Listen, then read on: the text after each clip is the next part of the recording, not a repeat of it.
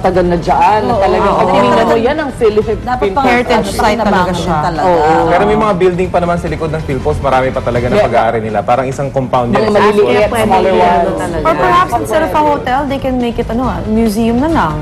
Kaya, mas kinita daw ang hotel kasi museum. Kasi ang National Museum, malapit din yan. Konti-konti lang tao pumapasok doon. May hilig-hilig sa Malayo, dyan na lang. Isang sakay lang ng jeep yun. Oo, pwede. Tanggalin lang yung hold-upper sa loto. Ganda. Actually, huge talaga.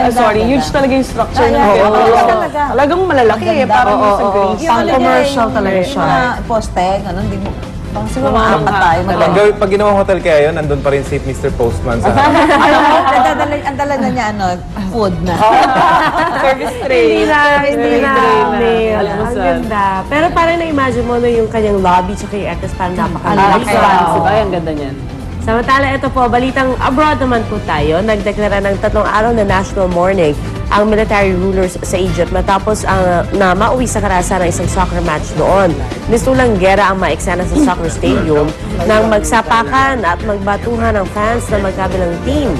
Dahil sa kaguluhan, ipinatigil na rin ang isang soccer game sa Cairo na lalong ikinagalit ng fans at siniliban ng isang bahagi ng bleachers. Ayan, no?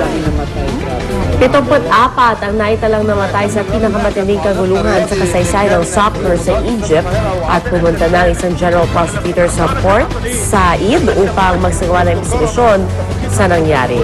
Grabe, no? Pero yung sa akin world na ba?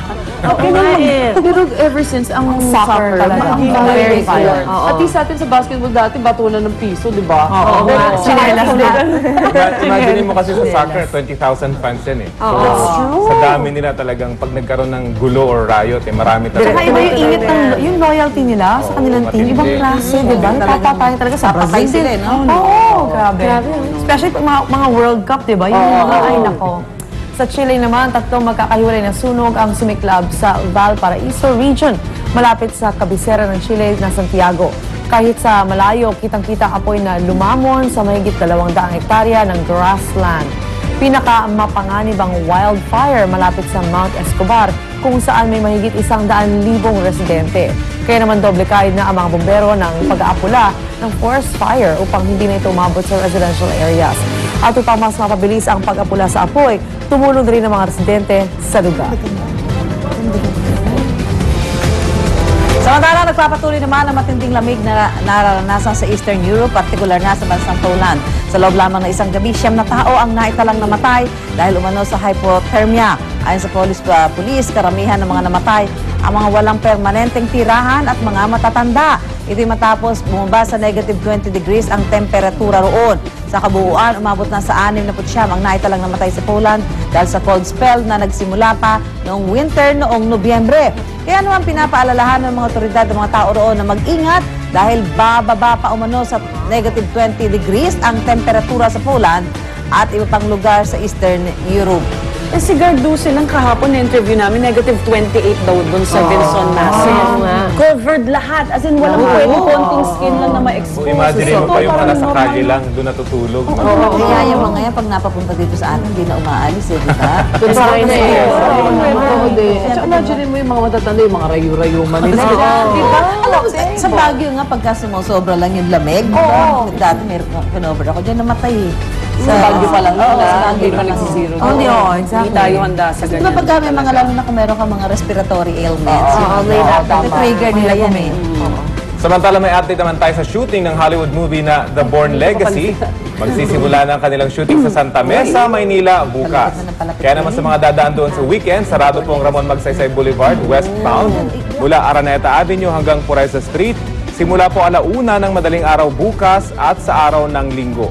Kaya magpapatupad po ng counterflow sa eastbound ng Ramon OR Magsaysay para sa mga eastbound motorist na magmumula sa Legarda, Nagtahan o JP Laurel Street.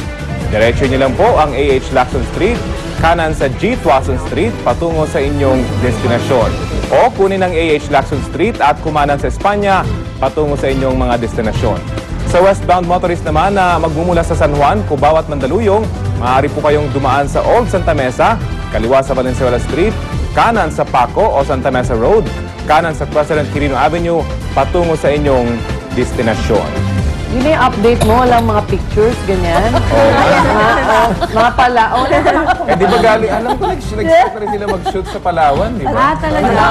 Palawan na sila. Tapos sa Marikina? Not Di ba yet. Marikina? Parang Wala hindi pa. pa. Nakakatuwa naman nililibot nila yung Maynila talaga. Nabanggit nga sa akin ni Chairman nun, meron pang eksena, alam ko sa Maynila na may chopper eh. May chopper scene at may crane na nakabitin sa chopper. Isa raw yun sa kanilang mga Pang blockbuster. Sila alalayan. Sa mga Dito pala. delikado Mas yun. marami sila naikot sa Philippines kasi sa mga nakatira dito.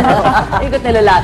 At kung almusan nyo ngayon ay longganisa, aba, lalo kayong gaganahan sa pagkain at sisilipin na natin ang kapisan para dyan. Sa Cabanatuan Nueva Ecija, isinagawa ang Longganisa Festival. Tampok sa festival ang mga masasarap at kakaibang luto gamit ang isa sa mga paborito nating agahan. Mayroong binalot sa ampalaya, sisig, at tacos longganisa pwede. Bukod sa pagalingan magluto gamit ang longganisa bilang main ingredient, nagkaroon din ng iba pang paligsahan tulad ng patilisan ng paggawa ng longganisa. At syempre, ang pagalingan sa paghata. Walang kinalaman sa longganisa. Paano lang? Pampasaya lang.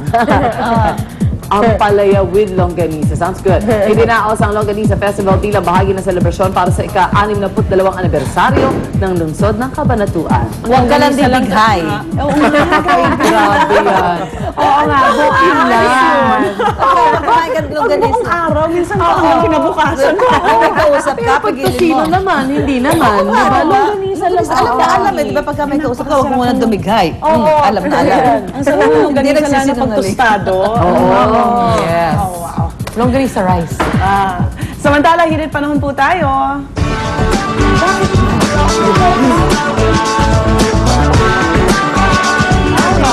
Mga kapuso, magiging madalas na maulap po ang kalangitan ngayong araw sa silangang bahagi ng Luzon at Visayas. Ayon sa pag-asa, dulot po yan ng northeast monsoon o hanging amihan na patuloy na nakakaapekto sa bansa. Samantala, magiging bahagyang maulap naman po na may kalat-kalat na pag-ulan ang mararanasan sa natitira pang bahagi ng bansa. Sisikat ang araw ngayong 6:24 ng umaga at lulubog mamayang 5:56 ng hapon. Check naman po natin ang lagay ng panahon sa iba't ibang dako ng Pilipinas.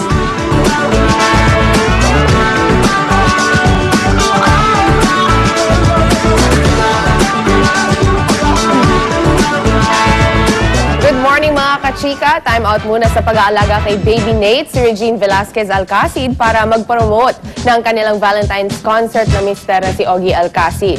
Dapat umanong abangan ang mga manonood ang mga magagandang awitin na kanilang inihanda. Ayon pa kay Regine, perfect na pang Valentine's Day celebration nilang mag-asawa ang concert. At for the first time, kakantahin daw nila ang mga ginawang awitin ni Ogie na ginamit na theme song ng epic seryeng Amaya. Bukod sa concert, may hiwalay pa raw silang Valentine's celebration ni Ogie. Samantala, hindi raw sanay sa atensyon na kanya nakukuha ang ating kapuso host na si Grace Lee matapos aminin nila ni Pangulong Noynoy Aquino na nagde-date sila.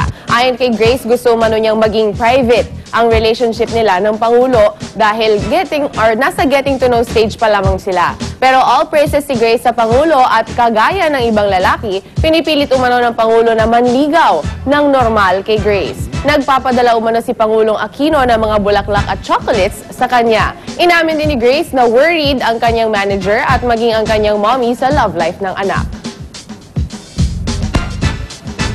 I don't think I'm gonna waste my time spending, hours of my day trying to know a man if I was not interested at all.